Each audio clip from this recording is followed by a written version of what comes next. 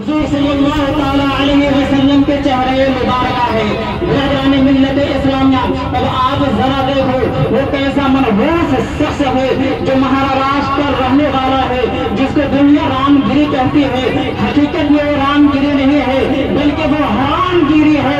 اگر وہ رام گیری ہوتا قطعی طور پر وہ حضور کا شان ہوتا کہ نہیں ہوتا۔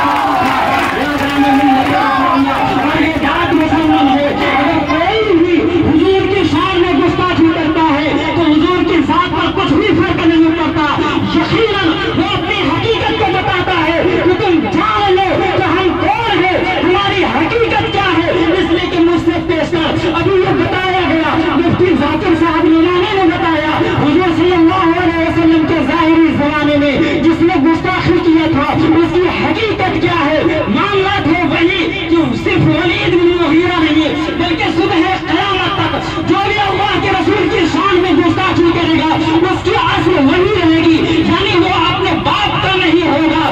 برادران ملت اسلامیہ یہ بات حقیقت ہے کہ جس کی ماں ایک نہیں ہوتی ہے اور جس کا باپ ایک نہیں ہوتا ہے ویسے شخص حضور کے شان میں گستاخی کرتے ہیں۔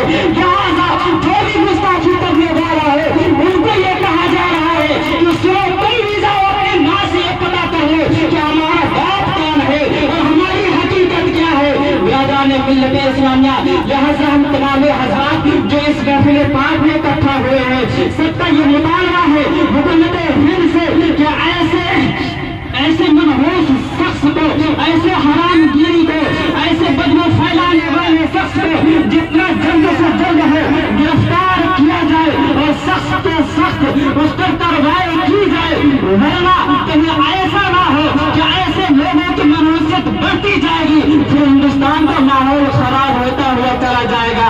برادران ملت اسلامیہ رب تبارک و تعالیٰ کی بارگاہ میں دعا ہے کہ ہم تمام مسلمانوں کو جب تک اس دنیا میں رکھے حالت ایمان کے ساتھ رکھے، جب اس دنیا سے اٹھائے ایمان پر خاتمہ بالخیر فرمائے۔ وما علینا الا البلاغ۔ السلام علیکم ورحمۃ اللہ تعالیٰ وبرکاتہ۔